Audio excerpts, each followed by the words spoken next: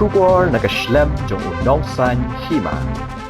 Kakunhun Menteri Jangka Sarkar Assam hinin kasi kala minjer ya ka jing ai jingmut ban ai Laisen ya ki Nongshong Shnong ki bapaka ban bu ya ki Tiar Siat. Kini ki Nongshong Shnong ki de ki tu ki basang basa haki jaka badan jingma.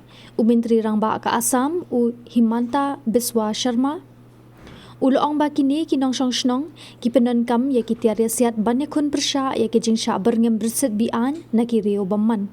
Henry mentakasi u Himanta ulapan syai bakate ke jing ai Laisen bandon Tiar Siat kam om tre kam haki Shnong ne ki jaka badan hak Khappud bat kam Meghalaya Arunachal Pradesh Mizoram bat Nagaland ula kam baka Assam kanget hakanong rim bayaki kam yaka japut ula ban penbet tang ling baka jing akren jing suthu jing mut. Today, Government of Assam has taken a very important decision in our cabinet. We have Assam is a very difficult and very sensitive state. Today, we have decided that we will give arm license to the eligible persons who are residing in remote area, vulnerable area, and border area.